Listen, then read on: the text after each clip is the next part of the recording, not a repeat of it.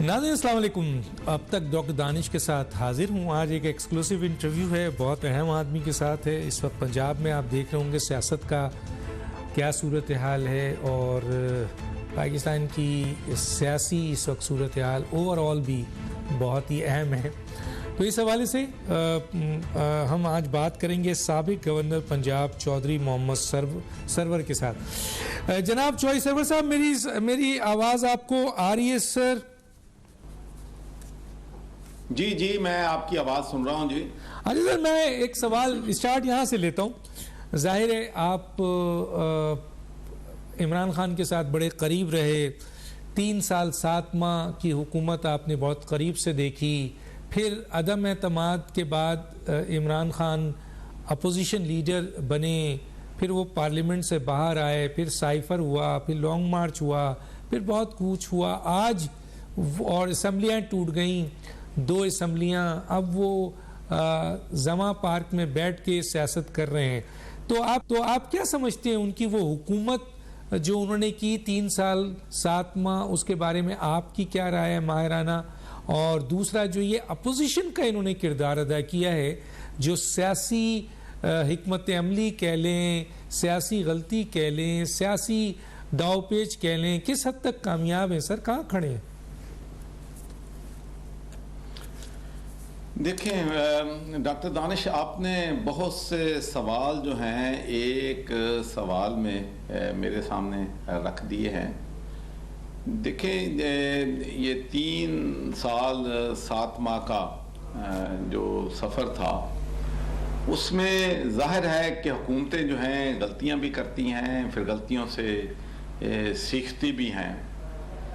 तो जहाँ तक चंद चीज़ों का तल्लक है, मिसाल के तौर पर कोविड-19 है, मैं समझता हूँ कि बड़े अच्छे तरीके से सूबाई हुकूमतों ने और मरकज़ी हुकूमतों ने इस चैलेंज जो है इस पे बड़े जो है अच्छे तरीके से उस चैलेंज पे पूरे उतरे हैं। बल्कि ये बात हकीकत है कि दुनिया के जो 5-6 ममालिक हैं जिन्होंने कोविड के साथ सबसे बेहतर डील किया है, उनमें पाकिस्तान भी शामिल है। तो मैं सियासी जमातों के बारे में और हुकूमत के बारे में ज़्यादा बात तो नहीं करूँगा, लेकिन मैं ये समझता हूँ कि सियासी जमातों में जमहूरियत नहीं है, सियासी जमातों में मशावरत जो है वो नहीं है। तो जिसकी वजह से जब फ़र्द वाहिद फ़ैसले करते हैं और उजलत में फ़ैसले करते हैं, तो उन फ़ैसलों में यकीनी तौर पर गलतियां जो हैं हो जाती हैं।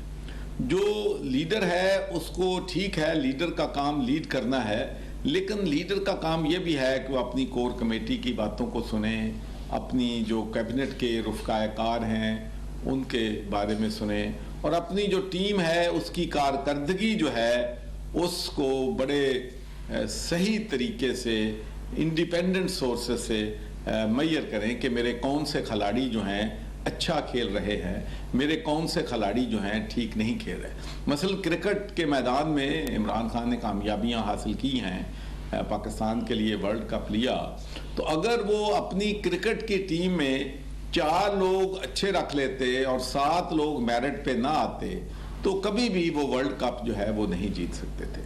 तो मैं समझता हूँ कि उनकी जो सिलेक्शन ऑफ पीपल थी वो बहुत पुअर थी। और फिर सबसे बड़ी मसला ये था कि उनमें, मिसाल मैं आपको पंजाब की देता हूँ, पंजाब में और भी बहुत से चैलेंजेस थे, बहुत से मसले थे, इसलिए कि जो पंजाब हुकूमत का लीडर था उस्मान बुज़दार चीफ मिनिस्टर, मैं नहीं समझता कि उसमें इतनी काबिलियत थी या उसमें इतना शऊर था या उसमें इतनी एबिलिटी थी कि वो पाकिस्तान के सबसे बड़े सूबे जो कि 12 करोड़ की आबादी पर मुश्तमिल है, वो पंजाब को चला सकते। लेकिन उसके साथ साथ जो बात हुई, जो लोग बिजनेस में हैं, प्रोफेशन में हैं, वो जानते हैं कि अगर आप किसी अदारे का हेड जो है या किसी जॉब पे आप किसी शख्स को लगाते हैं, तो ये कस्टम और प्रैक्टिस पाकिस्तान में चली आ रही थी कि अगर आप किसी को डीपीओ लगाते हैं तो उसका कम से कम अरसा जो है वो 2 साल से 3 साल होता है। और इसी तरीके से सेक्रेटरीज हैं, डिप्टी सेक्रेटरीज हैं, कमिश्नर्स हैं। सर ये तो इंतजामी मामलात है, उसमें नाकामी नजर आई है, हम मानते हैं, लेकिन अब ये बताइए। देखें सबसे बड़ी बात ही डॉक्टर दानिश, जो सक्सेस की मेजरमेंट है वो तो है ही इंतजामी कामयाबी। इंतजामी अगर कामयाबियां हमारी होती तो हमें कौन पंजाब से और किस तरीके से इमरान खान के खिलाफ जो है वोट ऑफ नो कॉन्फिडेंस आ सकता है। अगर पंजाब सबसे बड़ा सूबा है और पंजाब का जो वजीर आला है और वो मजबूत है, तो ये तो मुमकिन था कि नून के लोग तोड़ लिए जाते, पीपल्स पार्टी के तोड़ लिए जाते। तो ये कैसे हो सकता था कि पाकिस्तान तहरीक इंसाफ के लोग जो हैं वो अपोजिशन के साथ चले जाएं।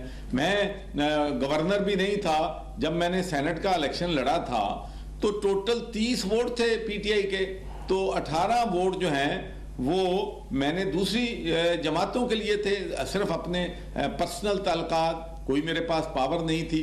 तो चीफ मिनिस्टर के पास तो बहुत पावर होती है, और मैं ये समझता हूँ और बिलीव करता हूँ कि चीफ मिनिस्टर ऑफ पंजाब जो है is more powerful than the prime minister of Pakistan. और ये बात मुझे कभी नहीं भूलती। मैं डॉक्टर एक बात आपको बताना चाहता हूँ कि मैं 2007 में मोहतरमा बेनजीर भुट्टो साहिबा तशरीफ लाई ग्लासगो में, तो हम एक डिनर पे गए, तो वहाँ पर मुझे अभी तक अच्छी तरह याद है कि उन्होंने कहा कि अगर मुझे मरकज की हुकूमत दी गई और मुझे पंजाब की हुकूमत ना दी गई तो मरकज की हुकूमत पंजाब की हुकूमत के बगैर लेना बेमैनी है, मैं मरकज की हुकूमत नहीं लूंगी।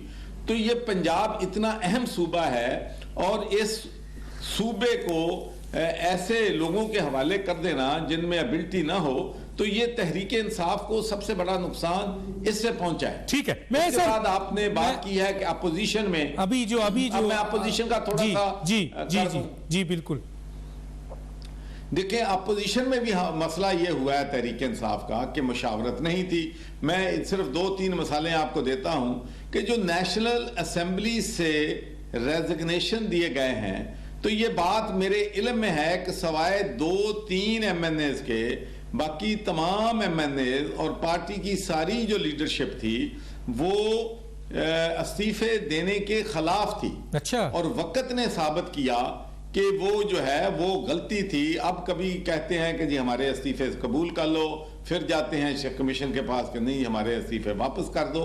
तो मैं समझता हूं कि इससे जो है तहरीक इंसाफ को फ़ायदा नहीं हुआ इस्तीफे देने से, इससे नुकसान जो है हुआ है। और दूसरी बात मैं ये समझता हूं कि हमें पाकिस्तान में हमें रिकंसिलिएशन की पॉलिसी इख्तियार। सर मैं इसमें बात पे आऊंगा, पहले तो ये बताइए सर, ये एक्ट तो आपने कहा कि जी तैयार नहीं थे लोग, चले समझ में आया। ये जो 2 सूबे तहलील कर दिए, 2 हुकूमत थी आपके पास, बहुत कुछ कर सकते थे इमरान खान जब तक नया इलेक्शन आता, और उनका ये जोम था कि इससे इलेक्शन हो जाएगा, तो इलेक्शन तो नहीं हो रहे हैं सर मरकज के। इसको कैसे देखते हैं सर, ये कहाँ गलती हुई, कैसे गलती हुई? देखें जी, मैं आपके अर्ज करता हूँ। देखें, पहली बात तो यह है कि जो मरकजी हुकूमत है 18वीं तरमीम के बगैर बिल्कुल टुथलेस है, ना उसके पास कोई सूबों के लिए इख्तियारात हैं, ना उनके पास फाइनेंसेस हैं। जो मरकजी हुकूमत है वो तो गालियां खाने के लिए है, कर्जे लेने के लिए है और कर्जे वापस देने के लिए है कि एक मुल्क से ले लो दूसरे को दे दो, IMF से ले लो वर्ल्ड बैंक को दे दो, वर्ल्ड बैंक से ले लो IMF के ले लो, चाइना से ले लो, सऊदीया से ले लो। सिर्फ मैं समझता हूं कि एक बक्कारी वाली ये जो है हुकूमत है। जो सूबे हैं, मैं आपको पंजाब की मिसाल देता हूं डॉक्टर दानिश, 700-800 अरब रुपया बजट है पंजाब की हुकूमत का, सिर्फ डेवलपमेंट का, इंफ्रास्ट्रक्चर का। अगर ये 800 अरब रुपया पंजाब में सड़कों पे, ब्रिजेस पे, सीवरेज सिस्टम बेहतर बनाने पे लगना शुरू हो जाता तो इससे बड़ी क्या बात हो सकती थी। लेकिन मैं ये समझता हूं कि इससे जो है पंजाब में एक बहुत बड़ी ताकत है, और पंजाब और KPK में उनकी हुकूमत थी, तो गालियां खाने के लिए मरकजी हुकूमत और एंजॉय करने। लेकिन मुझे चंद लोगों से, मेरी PTI की जो लोग हैं उनसे बात हुई है, तो मैंने उनसे पूछा कि इसकी मंतक क्या थी। तो मुझे ये बताया गया है कि करप्शन इस कदर ज़्यादा हो गई थी और कि इससे फिर वो तहरीक इंसाफ की लीडरशिप जो है खौफ थी कि ये जो करप्शन का मलबा है अगर हम पर पड़ेगा तो इससे हमें सियासी तौर पर जो है वो ज़्यादा नुकसान होने का ख़तरा है। तो मेरे ख्याल में और भी हिडन वजूहात हो सकती हैं जो हमारे इल्म में नहीं है। लेकिन एक बात बहुत अफसोसनाक है डॉक्टर दानिश, कि मुल्क डूब रहा है, कर्जे हमारे पास देने के लिए पैसे नहीं हैं, सड़कें बनाने के लिए पैसे नहीं हैं, सड़कें सारी टूटी फूटी पड़ी हैं, ब्रिजेस हमारे नहीं हैं, नहरी निज़ाम हमारा तबाह हो गया है, लेकिन रिश्वत का भाव जो है दिन ब दिन बढ़ता जा रहा है।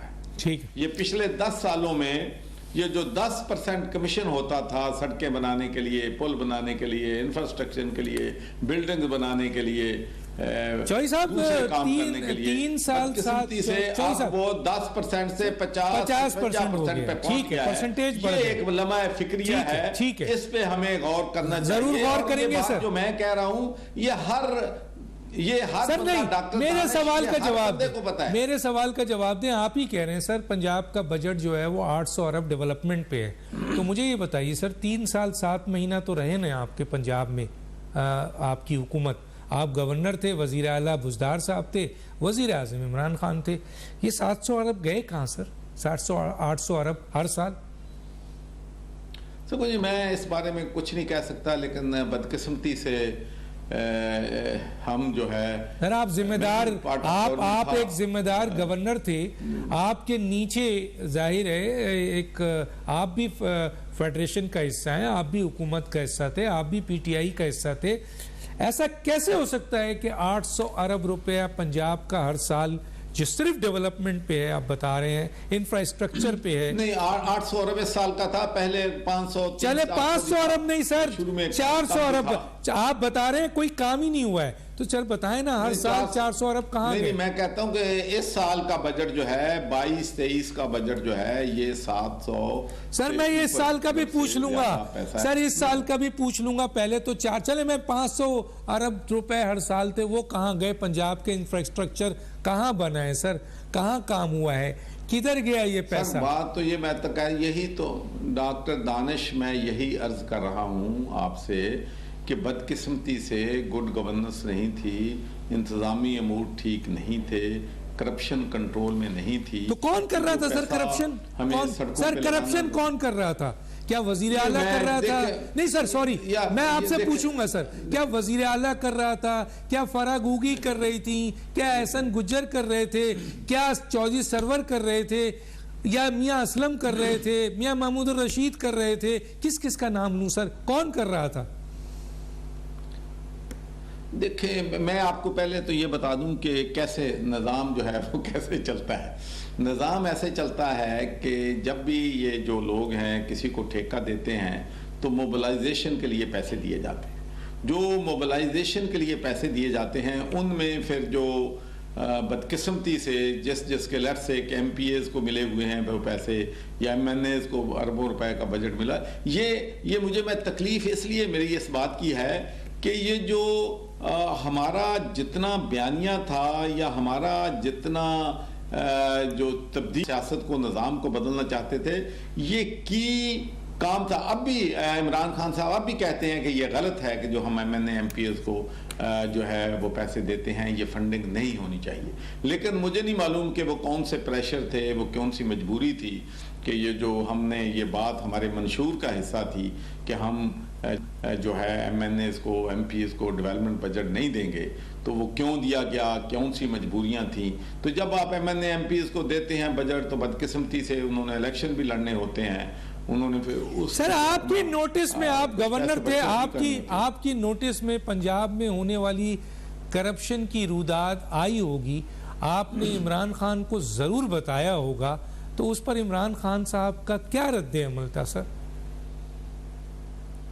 देखें डॉक्टर दानिश, जो मैं समझता हूँ कि प्राइवेट कन्वर्सेशंस हैं उनको पब्लिक डोमेन में जो है मैं नहीं समझता मुनासिब को लाया जाए, लेकिन मैं सिर्फ ये ज़रूर कहूँगा कि दिस इज़ वेरी अनफॉर्चुनेट कि हम जो है करप्शन जो है उसको हम ख़त्म जो है वो नहीं कर सके, और ये पाकिस्तान में एक कैंसर की शक्ल इख्तियार कर गई है।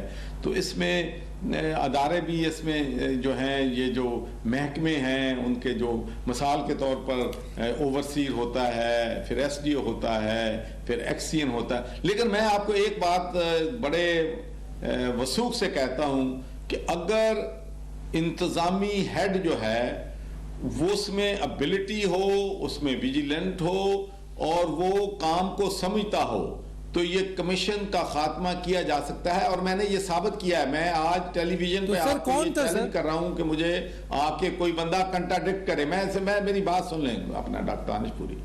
हमने यहाँ पर आबे पाक अथॉरिटी बनाई, माउंटेन्स ऑफ डिफिकल्टीज थी, रुकावटें थी, हर्डल थे, बैरियर थे, लेकिन इसके बावजूद हमने बनाई। हमने 1300 वाटर की स्कीमें बनाई, हमने 5 अरब के ठेके दिए। मुझे कोई आज बता दे कि पंजाब आबे पाक अथॉरिटी में किसी ओवरसीज ने, किसी कैशियर ने, किसी ने 1 रुपए कभी कमीशन लिया हो या दिया हो। तो अगर मैं कर सकता हूं ये बात as a pattern in chief, तो बाकी महकमे क्यों नहीं कर सकते? ठीक है सर, महकमे का चीफ तो सर महकमे का चीफ एक बुजदार साहब हुए, सामने आ गए, और एक परवेज इलाही। ये दौर परवेज इलाही का कैसे देखते हैं सर आप? बस जी, मैं देखें परवेज इलाही से मेरे पुराने तल्कात हैं, मैं पहले ही काफी एक सर आप सच भी बोलते हैं, मैंने सुना है आप सच भी बोलते हैं सर। आप हक और सच पे कॉम्प्रोमाइज नहीं करते हैं, मैंने सुना। सर जी, पाकिस्तान की सियासत में 10% सच बोल के भी पार्टियों में आप सरवाइव जो है बदकिस्मती से। अच्छा सर, परवेज इलाही ने एक सच बोल दिया। लेकिन देखें डॉक्टर दानिश, ये जो चीजें हैं, ये जो करप्शन की कहानियां हैं, किस्से हैं, ये तो कोई मतलब ये पीटीआई वालों को भी मालूम है, पीटीआई के वर्कर को भी मालूम है, पीटीआई की लीडरशिप को भी मालूम है, ब्यूरोक्रेसी को भी मालूम है। तो मुझसे ऐसी बातें ना करवाएं जो कि हरफे ज़दे आम है। अच्छा सर, मैं आ जाता हूँ। चले, मुझे ये बताएं, परवेज इलाही साहब ने जो है वो आज कहा है, स्टेटमेंट सुन रहा था कि अगर फवाद चौधरी जो है वो पहले गिरफ्तार हो जाते तो मेरी हुकूमत बच जाती। तो सर क्या इसमें जो सूबे, दोनों सूबों की असम्बली तहलील हुई है, इसमें फवाद चौधरी का रोल है या खुद इमरान खान साहब का फैसला? देखिए जी, फैसले तो इमरान खान साहब ही करते हैं, लेकिन हमारी एक बदकिस्मती है कि हम जो भी काम होता है वो लीडर पे नहीं डालते, कोई ना कोई बंदा तलाश कर लेते हैं, उस पे वो वजन जो है वो डाल देते हैं। अच्छा सर, मुझे ये बताइए, तो मेरे ख्याल में तो ये फैसला जो था ये इमरान खान का था। ठीक, और समझते हैं ये सही फैसला था सर? देखिए जी, मैं तो अपनी राय दे सकता हूँ कि मैं तो नहीं समझता कि असम्बलियाँ तहलील करना जो है ये सही फैसला था। और दूसरा एक बात मैं ये भी कहना चाहता हूँ डॉक्टर दानिश, देखें सियासत चलती रहेगी, इमरान खान आ जाए, नवाज शरीफ साहब आ जाएं, बिलावल साहब आ जाएं, हमारी सेहत पे कोई असर नहीं पड़ता। एज लॉन्ग मुल्क के मफाद में हो, मुल्क जो है इस बहरान। सर आप मुझे बड़ी खूबसूरती से एक तजर्बा डॉक्टर दानिश, मुझे बात खत्म कर लेना। एक तजर्बा जो हम ये नया कर रहे हैं कि पंजाब में एक वक्त पे इलेक्शन हो, KPK में दूसरे में हो, फिर सिंध में और हो, मरकज में और हो, ये बहुत ही डेंजरस है। तो मैं तो मरकजी हुकूमत से भी PDM से भी हाथ जोड़ के ये गुजारिश करूंगा कि खुदा के लिए पाकिस्तान के मुस्तकबिल के लिए, पाकिस्तान के 22 करोड़ अवाम की गुर्बत देखते हुए, उनकी तकलीफ़ें देखते हुए, वो बेचारे 2 वक्त की रोटी नहीं खा सकते, अपने बच्चों की फीसें नहीं दे सकते। ऐसे लोग हैं जिनके पास गर्म कपड़े नहीं हैं, बच्चों के पास रात को लेने के लिए कंबल नहीं है, खाने के लिए पैसे नहीं हैं, लोग भूखों जो है वो मर रहे हैं। इन हालात में खुदा के लिए सियासतदान इस मुल्क पर रहम करें, राउंड द टेबल आए।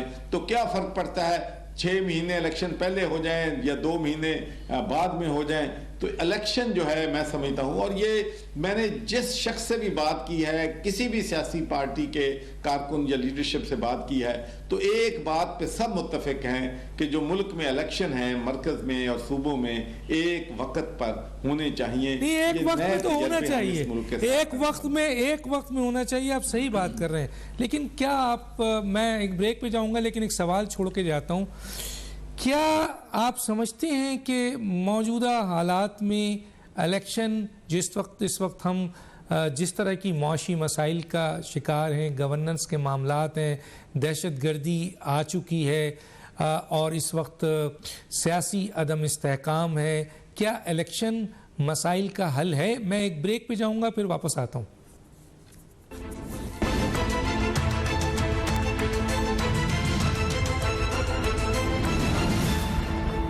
Welcome back. अच्छा, क्योंकि मेरे पास कुछ वक्त कम है, कुछ अहम सवालात मुझे आपसे पूछने हैं, तो ये मैं चाहूँगा 2 लाइनर जवाब दीजिए कि क्या आप समझते हैं कि सर इस वक्त मौजूदा हालात जो भी है, मैं बड़ी लंबी लिस्ट गिनवा सकता हूँ, इलेक्शन मसाइल का हल है सर? देखें जी, जो मुल्क का कानून है और आइन है उसके दायरे में रहते हुए जो भी फैसले हों तो मैं समझता हूँ कि वो उन पे अमल होना चाहिए। लेकिन मैं आपको बताऊँ कि इलेक्शन हो जाएं, इलेक्शन में कोई भी आ जाए, मुल्क के मसाइल जो हैं उस वक्त हल होने हैं जब पहली बात यह है कि लीडरशिप को या हुकूमत को ये इल्म हो कि मुल्क के मसाइल क्या हैं और उन मसाइल का हल क्या है। हमारा असल मसला ये है कि हमें ना तो मसाइल का पता है और ना हमें उनका सलूशन क्या है उसका पता है। अगर मुझे आप 2-3 मिनट दे सकते हैं तो मैं आपको 2-3 चीज़ें बताना चाहता हूँ जिसकी वजह से हम इस मुल्क में तबाही के दहाने पहुंचे हैं, ताकि ये लोगों के लिए इंफॉर्मेटिव भी होगा। और आप चूंकि डॉक्टर दानिश यूरोप से आपका बहुत सा तल्लक है, ओवरसीज पाकिस्तान से तल्लक है, आप बहुत अच्छे तरीके से मुझसे भी बेहतर जानते हैं जब भी आपसे डिस्कशन होती है कि जो जमहूरियत है बरतानिया में कैसे चलती है, यूरोप में कैसे चलती है, रूल ऑफ लॉ वहाँ पर क्या है, तो क्या खराबियाँ हैं कि हम जो यूरोपियन वैल्यूज़ की बात करती हैं, वहाँ के असूलों की बात करते हैं, तो मैं तो अक्सर ये बात कहता हूँ कि अगर तहरीक इंसाफ उन पे 20-25% पे अमल कर लेती तो 20 साल इनको हुकूमत से कोई नहीं हिला सकता था। तो मैं एक तो ये कहना चाहता हूँ कि करप्शन कहाँ होती है और उसका नुकसान क्या है, उसे कैसे रोका जा सकता है। करप्शन ये हो रही है कि जो हाउसिंग सोसाइटियाँ हैं वो 30 लाख एकड़ में ज़मीन मिलती है जब वो ग्रीन है, एग्रीकल्चर है, जब वो ब्राउन हो जाती है तो उसकी कीमत 15 गुना बढ़ जाती है। तो ये लोग जो हैं, सियासी लोग जो हैं, अपना असर रसूख करके सोसाइटियों को जो उनको ग्रीन से ब्राउन कर देते हैं, तो अरबों रुपया जो है वो जो बेनिफिट, जिस बंदे को 1 अरब रुपए का बेनिफिट हो रहा है तो वो अगर 20 करोड़ दे देगा रिश्वत तो क्या फ़र्क पड़ेगा। दूसरा जो सबसे बड़ा इशू है कि जो डेवलपमेंट बजट है उसका 50% बड़ी मुश्किल से डेवलपमेंट पे लगता है, चाहे वो सड़कें बन रही हैं, पुल बन रहे हैं, सड़कों की रिपेयर हो रही है, अगर उसमें से 50% लोगों की जेबों में चला जाएगा तो जाहिर है कि वो सड़कें फिर टूट जाएंगी, वो अगर आप वाटर स्कीम बनाएंगे तो वो बंद हो जाएगी, तो उनमें पाइप जो है वो 2 नंबर होंगे। तो ये चीज़ें जब तक इसके खिलाफ ज़ीरो टॉलरेंस जो है वो नहीं होगी तो उस वक्त तक मुल्क कैसे तरक्की कर सकता है, इंफ्रास्ट्रक्चर जो है वो कैसे बेहतर हो सकता है। ठीक है, दूसरी बात यह है कि हम सियासी फैसले करते हैं, मुआशी फैसले नहीं कर सकते। बहुत अच्छा।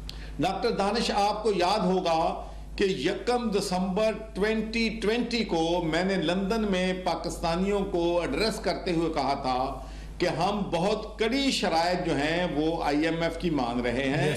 हमें उनके साथ हार्ड नेगोशिएशन करना चाहिए।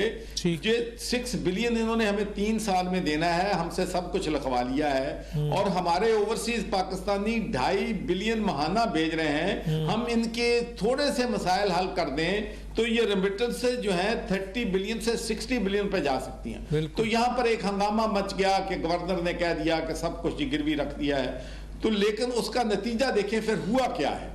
हुआ ये है कि एग्रीमेंट हो गया IMF के साथ, फिर फरवरी 2022 में वो एग्रीमेंट जो है तहरीक इंसाफ की गवर्नमेंट ने तोड़ दिया। उन्होंने जो पेट्रोल की कीमत या डीजल की कीमत 200 रुपए में कास्ट करती थी, उन्होंने वो 140 रुपए से कम में बेचनी शुरू कर दी, जिससे इंटरनेशनल अदारों का और खासकर IMF का एतमाद जो है हमारी हुकूमत से उठ गया। उसके बाद PDM की हुकूमत आ गई। उनको चाहिए था उस वक्त, या तुमको नहीं पता था मुल्क किन हालात में है जब वो हुकूमत ले रहे हैं, और महंगाई के खिलाफ वो एहतजाज कर रहे थे। उनको पता था कि पेट्रोल तो कास्ट से भी कम मिल रहा है। तो फिर जब वो आए हैं 6 हफ्ते उन्होंने वो पुरानी प्राइस पे दिया। फिर IMF ने उस वक्त फैसला कर लिया कि ये लोग काबिल एतबार नहीं है, इनके वादों पे एतबार नहीं करना, ये जब इंप्लीमेंट करेंगे वादों को तो फिर इनको पैसे देने हैं। अच्छा, फिर उसके बाद मुफ्ता साहब आ गए। मुफ्ता साहब ने, मैं समझता हूं कि उन्होंने IMF को रिलैक्स किया, बताया कि हम आपकी शराइत जो हैं वो पूरी करेंगे। उसके बाद फिर हमने उनकी शराइत जो है पूरी नहीं की। हमने कहा कि नहीं, डॉलर को हमने 200 रुपए पे लेके आना है। तो अब फिर हम उनकी सारी शराइत मान गए। तो दूसरे लफ्ज पंजाबी दा एक पंजाब बोली जाती है कि 100 छितर भी खादे तो 100 गंढे भी खादे। ਅਸੀਂ ਆਪਣੇ ਮੁਲਕ ਦਾ ਨੁਕਸਾਨ ਵੀ ਕਰਦੇ ਆ, ਛੇਕੜੋਂ फिर ਉਹਨਾਂ ਦੀਆਂ ਸਾਰੀਆਂ ਗੱਲਾਂ ਵੀ ਮੰਨਦੇ ਆ, जिस वजह से हमारी मईशत को, हमारे मुल्क को नुकसान जो है वो पहुंच रहा है। हमें मैच्योर फैसले करने चाहिए। कोई भी लीडर आ जाएगा, जब तक निजाम नहीं बदलेंगे भाई, चेहरे बदलने से इस मुल्क का मसला हल नहीं होगा। ठीक है सर, मैं आपकी सारा ये मैसेज गया है और बहुत ही इंफॉर्मेटिव है। सर अब मैं ज़रा सा, क्योंकि टाइम मेरे पास कम है, थोड़ा सा मौजूदा हालात, करंट इश्यूज़ पर भी बात कर लूँ। इमरान खान साहब वो आज भी उनको, या तो उनके एडवाइज़र उनको बताते हैं, या उनको जोम है कि वो इस मुल्क के सबसे पॉपुलर लीडर हैं, लेकिन उनकी कॉल पे और जो इलेक्शन हो रहे हैं बल्दियात, उसमें वो चीज़ नज़र नहीं आ रही है। तो आप पंजाब में बैठे हैं, कैसे देखते हैं कि क्या वाकई इमरान खान की वहाँ मकबूलियत 70% है? सर जवाब में डंडी ना मारिएगा सर। लेकिन नहीं, मैं देखें, पहली बात तो यह है कि इसमें कोई शक नहीं कि इमरान खान मकबूल है, लेकिन उस मकबूलियत को इलेक्शन विक्ट्री में कन्वर्ट करना ये एक बहुत बड़ी साइंस है।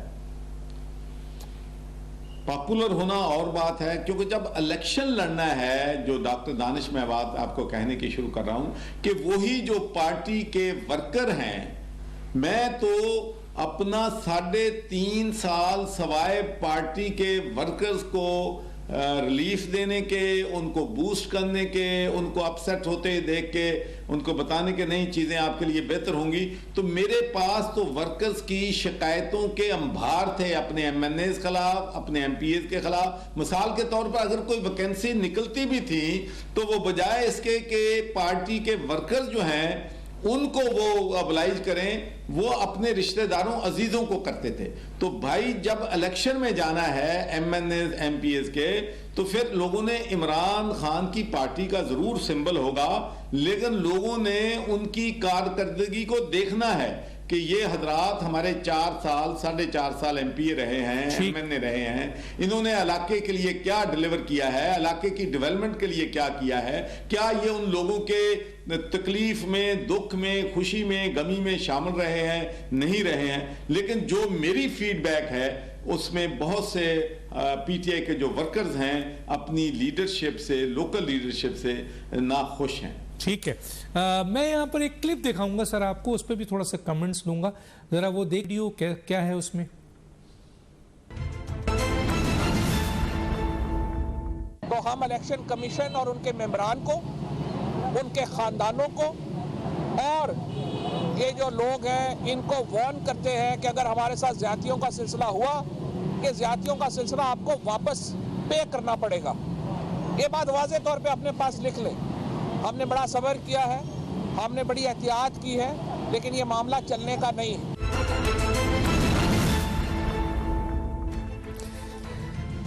जी सर साहब, मैं यहाँ पर एक तो ये आपने देखा, मेरे पास बहुत सारी वीडियोज़ हैं, मैं दिखा सकता हूँ।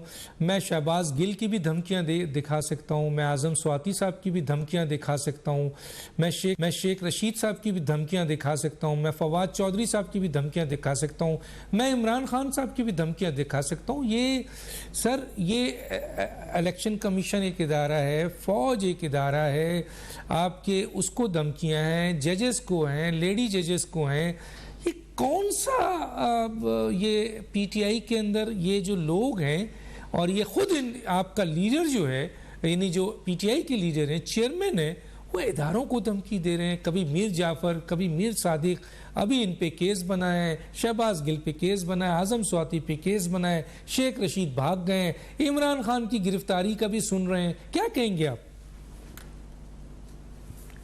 देखिए डॉक्टर दानिश, मैं तो यही कहूँगा कि सियासतदानों को अपने अल्फाज जो हैं बहुत एहतियात के साथ जो भी कहना है चुनने चाहिए।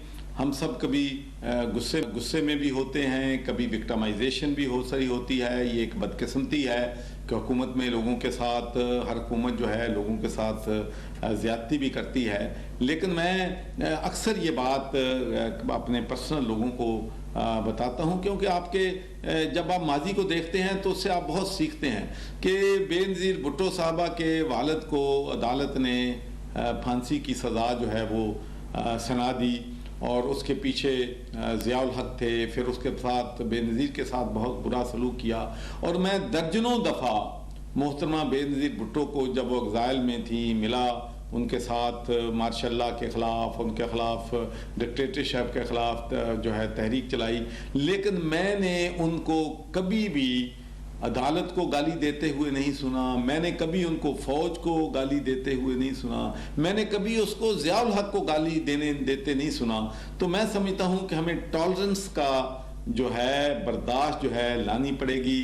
इससे हमारे मुल्क को डॉक्टर दानिश बहुत नुकसान हो रहा है। मैं ये कह रहा हूँ एज ए पैट्रियाटिक पाकिस्तानी, अगर हम लंदन की सड़कों पे, अमेरिका की सड़कों पे ये कहेंगे कि हमारे जो फ़ौज के लोग हैं ये गद्दार हैं या ये करप्ट हैं या इनको गालियां देंगे या अपनी हुकूमत देंगे, जब हम अपने करेंगे तो फिर हमें हमारे दुनिया के ममालिक में क्या हमारी इज़्ज़त जो रह जाएगी। हमारी जुडिशरी है, हमारी फ़ौज है, उनमें खामियां होंगी, ज़रूर होंगी, लेकिन इसके साथ ही जो उनकी कुर्बानियां हैं उनको फरामोश नहीं किया जा सकता। सर मेरे पास टाइम कम है, 2 सवाल और करूंगा। आपने बिल्कुल सही कह दिया, 2 सवाल है। एक सवाल तो सर मेरा ये है कि आप भी पीटीआई का हिस्सा थे, जनरल कमर बाजवा साहब को आपने बहुत करीब से देखा है। इमरान खान कहते हैं कि मेरी तबाही के पीछे जनरल कमर बाजवा हैं, हालांकि पीटीआई के कुछ और सीनियर लोग भी कहते हैं कि जनरल कमर बाजवा के पीटीआई पे और इमरान पे एहसानात हैं बहुत। आप 2 लाइन में सर इसका मुझे बताएं कि आप क्या कहते हैं सर। मैं ये सिर्फ कहता हूँ कि मेरी बहुत सी मीटिंग्स जो हैं हमारी होती थी, कोर कमेटी की मीटिंग होती थी, तो कम से कम 3.5 सालों में मैंने तो इमरान खान साहब को जनरल बाजवा की तारीफ़, बल्कि बहुत ज़्यादा तारीफ़ करते ही सुना है। मैंने कभी उनसे, जब हम हुकूमत में थे तो उनसे कोई नेगेटिव बात जो है बाजवा साहब के बारे में नहीं सुनी, बल्कि वो हमेशा यही कहते थे कि वो बहुत सपोर्टिव हैं। जब भी हमारी दोस्त मुल्क से भी हमारे तल्कात ख़राब होते हैं या कोई इशू होता है वो हमारी मदद जो करते हैं। बल्कि जो पैसे $3 बिलियन हमारा सऊदीया से आया था, यूए से आया था, उसका भी वो क्रेडिट जो है वो जनरल बाजवा समझते थे कि उसका बहुत इसमें रोल है। ठीक है सर, मुझे एक ब्रेक लेना है, फिर 2 सवाल इंपॉर्टेंट है वो लेके आता हूं और दोनों के जवाब चाहूंगा कि आप माशाल्लाह, कौन कहता है चॉइस सर्वर पाकिस्तान के इस वक्त टॉप सियासतदानों में से हैं, बड़ी नपी तुली गुफ्तगू करते हैं। एक छोटा सा ब्रेक, फिर वापस आते हैं।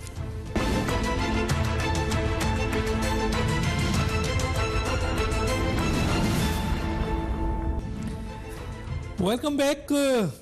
चॉइस सर्वर साहब, ज़माना आ गया है अब वो कि गिरफ्तारी हो और उसके जवाज़ भी मौजूद हैं। पिछली हुकूमत की तरह नहीं कि पकड़ो और बंद करो फिर अदालतें छोड़ देती थीं, आजकल बड़े सॉलिड प्रूफ मौजूद हैं। अच्छा सर ये बताइए, मैं 2 सवाल करूंगा। पहला सवाल आपसे ये है कि इमरान खान की नाअहली की तलवार कई केसेस में लटक रही है और कानूनी माहिरीन का कहना है कि बचना मुश्किल है, सज़ा से भी और नाअहली से भी।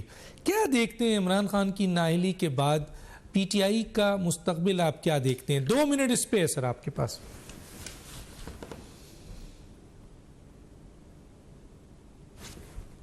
मैं तो समझता हूँ कि ये जो किसी को नाअहल करना, किसी को सज़ा देना अदालतों का काम है। और अदालतें जो भी फैसला करें उसको हमें तस्लीफ करना चाहिए।